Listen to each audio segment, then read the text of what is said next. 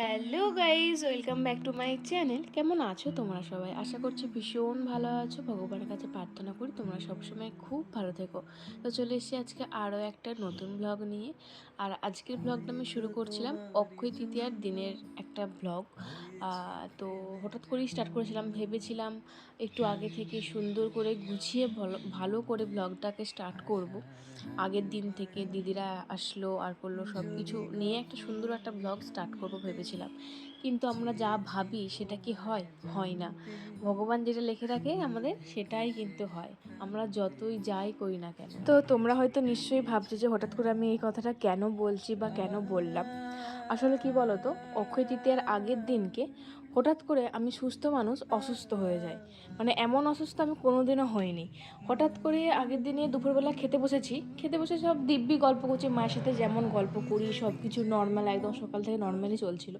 এবার খেতে বসে ভাতটা খেয়ে উঠবো, ব্যাস তখনই আমার কী হয়ে যায়, মানে আমি নিজেও বুঝতে পারি না। মাথা থেকে পুরো কি হয়ে গেছিলো, মানে মাথা পাতে আমি তুলতে পারছি না, মাথা ঘুরছে পুরো। মুখমণ্ডলটা, আমি মাকে বলছি, মা দেখো আমার পুরো মুখমণ্ডলটা আমার কীরকম হয়ে গেছে, আমার বিশাল লাগছে। তো নর্মালি ওইটাকে অতটা গুরুত্ব দেওয়া হয়নি। মানে ভাবছি যে কোথা থেকে কী হবে, আর যেমন হয় হয়তো যন্ত্রণা বা গ্যাস ট্যাস হয়ে গেছে এরকমই কিছু একটা ভেবেছিলাম। তো আমি যেমন বাসন টাসন ধুয়ে ঘরটর মুছে নিলাম, খাওয়া দাওয়া করে সেরকমই করলাম। তবে আমার ভীষণই কষ্ট হচ্ছিলো, আমি কষ্ট করে করেই করছিলাম। তো তারপরেই আমি ওষুধ খেতে হয়, ওষুধ খেয়ে আমি শুয়ে পড়েছি। এবারে মাও শুয়ে পড়েছে, ভাই ওই ঘরে শুয়ে পড়েছে যে যার মতন করে। তো তার একটুখানি পরই, মানে 10-15 মিনিট পরই আমাকে এত শীত করছে, মানে আমাকে কি বলবো তোমার, মানে গুড়গুড়িয়ে আমার জ্বর চলে এসছে, এরকম শীত করছে। মানে আমি বুঝতে পারছি যে আমাকে প্রচণ্ড শীত করছে, গোটা গায়ে একদম কাঁটা দিয়ে দিয়েছে। মাকে আমি তুলতেও পারছি না, সেই ক্ষমতাটাও নেই। কিন্তু ফ্যানটা অফ করে দিলে আবার মায়ের গরম পড়বে, তখন যেহেতু গরম ছিল।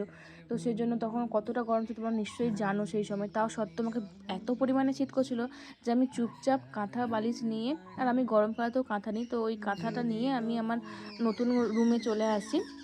এইখানেতে এসে আমি চুপচাপ শুয়ে পড়ি। আর তারপর তো আমার শুধু শীত নয়, পুরো মানে মাথা আরে সব কিছু এত পরিমাণে যন্ত্রণা হচ্ছিল যে আমি কি বলবো তোমাদেরকে, ভীষণই কষ্ট পাচ্ছিলাম। তারপর যা হোক করে আস্তে আস্তে করে মাকে অনেকবার ধরে ডাকলাম, মা শুনতেই পাচ্ছিল না প্রথমে, তারপর অনেকক্ষণ পরে শুনতে পেলো।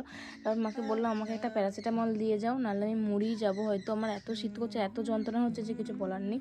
তারপর তো মা ভীষণই ভয় পেয়ে গেছিলো। মা তারপরে জল পট্টি আরে মাথায় জল দিয়ে আরে সব কিছু করেছে প্রচুর। তারপরে বড়দিকে ফোন করলো, বড়দিও তাড়াহুড়ো করে সব চলে এলো। তারপর ডাক্তার ফাক্তার দেখালাম, ডাক্তার ইউরিন টেস্ট করতে দিল, সব কিছু করানো হলো। ঠাকুরকে প্রচুর পরিমাণে ডাকলাম আমাদের মাকে। তারপরে মোটামুটি পরের দিন বললো যে আজকে ডাক্তার মানে রিপোর্ট হবে না আর কি, যে ইয়ে করে, তো কালকে আবার সকালে আসবে। তো একটু ভয়ে ভয়েই ছিলাম, মাথা প্রচণ্ড ধরেছিল মানে সেদিনটা পর্যন্ত। একদম সকালবেলা উঠে আমি এই যে দেখতেই পাচ্ছ, তখন আমার মাথা ঘুরছিল সারা, মানে তোমাদেরকে কথা বলতে বলতে তো পুরো ব্লগটাই আমার শেষ হয়ে গেল। মাথা কিন্তু প্রচণ্ড পরিমাণে ঘুরছিল। তারপরে ভাই গিয়ে আবার রিপোর্ট টিপোর্ট আমার সব কিছু ইয়ে করে দিল, ভাইপো টাইপো গিয়ে, যে নর্মাল সব কিছু, কোনো প্রবলেম নেই। একটু গ্যাস ট্যাস হয়তো হয়ে গেছিলো, জানি না কিছু একটা অপরাধ হয়তো করেছিলাম, তার জন্য এই জিনিসটা হলো। তো বুঝতেই পারছি আমি কি করেছিলাম, কি ভুলটা করেছিলাম, আর মা সে শাস্তিটা দিল এটা। মানে মায়ের কাছ থেকে কেউ পার পাবে না, এটা কিন্তু একদম সত্যি কথা। তো যাই হোক, এদিকে তো আমাদের অক্ষয়তৃতীয়ার নাম তো শুরু হয়েই গেল, দেখতে পেলে সেখানে যে পুজো টুজো দিলাম। তারপরে দিদিরা সব কিছু মায়ের জন্য শাড়ি টাড়ি সব নিয়ে এসেছিলো, সেগুলোও সব দিল মায়ের জন্য, মানে আমাদের নীলগুড়ি মায়ের জন্য।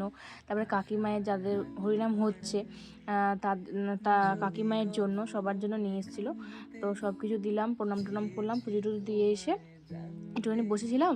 তারপরে এই যে খেতেও চলে এসছে, আমি খেতে ইচ্ছে করছিল না, আমি যা হোক করে উঠে আমি প্রণাম করতে গেছি, আর তারপরে যা হোক করে উঠে আবার খেতে এসেছি। কারণ আমি দেখতেই পাচ্ছ যে আমি নাইটি পরেই আছি, আমি একটা জামাও পরতে পারিনি। ভেবেছিলাম একটা সুন্দর জামা পরবো, সাজবো গুজবো, কিন্তু হয়নি। ওই বড়দিকেই দুটো রিলস টিলস ছবি টবি তুলে দিয়েছিলাম, বানিয়ে দিয়েছিলাম, আমার আর কিছু হলো না। তো আমরা খেতে চলে এসেছি। আর আজকে হরিনামের মেনুতে ছিল তো অনেক কিছু, তোমরা দেখতেই পেলে, খুবই ভালো মেনু হয়েছিল আর খুবই সুস্বাদু। আর হরিনামের প্রসাদ মানেই তো সুন্দর হয়, সেটা যেমনই মেনু হোক না কেন সবসময়ের জন্যই সুন্দর হয়। তাও বলি, আমাদের সেদিনে মেনুতে ছিল ভাত, শাক ঘন্ট, শুক্তো, আলু পোস্ত, ডাল, চাটনি, পাঁপড়, পায়েস, মিষ্টি, মুখশুদ্ধি আর আইসক্রিম। 1,000 years later. তারপর আর কোনো রকম ব্লগ করা হয়নি, মানে হরিনামের ওইখানে গেছিলাম, এসে তারপর শুয়ে পড়েছিলাম। ঘুম থেকে উঠে না আমি পুরো একদম ফিট হয়ে গেছিলাম, মানে ঠাকুরের কাছে মায়ের কাছে যেয়ে প্রচুর পরিমাণে ডেকেছিলাম যেন আমার ঠিক হয়ে যায় ঠিক হয়ে যায়। দেখতে পাচ্ছিলে পুরো মাথাতে আরে তো আমি মাটি ফাটি লাগিয়ে দিয়েছিলাম, ঘাড়ে আরে যেখানে যেখানে যা হচ্ছিলো আর কি। তো সত্যি আমি ঘুম থেকে উঠে দেখছি আমি পুরো ফিট হয়ে গেছি, আমার আর কোনো রকম যন্ত্রণা ছিল না। তোমাকে বিশ্বাস করতে পারবো না যে কী কষ্টটাই না আমার হচ্ছিলো। তো যাই হোক, তারপরে ওখানে তো নাম উঠে গেছিলো, সন্ধ্যেবেলায় গেছিলাম, সব একটু খেলা টেলা হয়েছিলো, ওখানে গেছিলাম। তারপরে আর ভিডিও টিডিও করা হয়নি। তারপরে এসে আমার মেজ দিয়ে এদিকে বেড়াতে যাবে না, তারও অনেকগুলো কয়েকটা জামা এসেছিলো, সেগুলোই আর কি আমি দেখাচ্ছিলাম। আর ও তো একদম দেখাতে চায়নি, বলছিল যে না একদম দেখাবি না, সবাই দেখে নেবে, তাহলে আমাদের সাথে যারা যারা যাবে তোর ভিডিও সবাই দেখে। হ্যাঁ ঠিক আছে, নিয়ে অল্পর মধ্যে দেখাবো, বেশি কিছু দেখাবো না। আর এত সুন্দর সুন্দর ড্রেস কিনেছে আর এত সুন্দর সুন্দর ও ক্যারি করছে, খুবই স্টাইলিশ সুন্দর দেখতে লাগছে। তো তারপরের দিনে বিকেলবেলাতে সানা আর বড়দিদি চলে যাচ্ছে বাড়ি, সেটারই একটা ছোট্ট ক্লিপ নিয়ে নিয়েছিলাম। বেশ মানে গাজনের পর যখন চলে গেছিলো তখন একটু মন খারাপ হচ্ছিল, বাট তাও একটা মনের মধ্যে আনন্দ ছিল যে আবার তো আসবে কিছুদিন পরে হরিনামেতে। তো কিন্তু এবারে একবারই চলে যাচ্ছে, আর তো দেখা হবে না, আর আসবেও না। আর বড়দিদি আমার শরীর খারাপটার জন্য একটু আগের দিন কি এসেছিলো, নাহলে সেই হরিনামে আসতো আর তারপর দিনে চলে যেত। আমার শরীর খারাপটা ভাগ্যিস হয়েছিল, তাই একদিন একটু বেশিই পেয়েছিল। আর একবারে এরপরে ও আর আসবে না, শ্বশুরবাড়ি থেকে পুরুলিয়া চলে যাবে। আর মেজে যেহেতু ওর সাথে এবারে পুরুলিয়া যাবে, তো সেই জন্য মেজদির সাথে যখন আনতে আসবে তখন একবার দেখা হবে। তো চলো আজকের মতন ভিডিওটা এই পর্যন্ত, ভালো লাগলে লাইক কমেন্ট শেয়ার করে দেবো, বাই।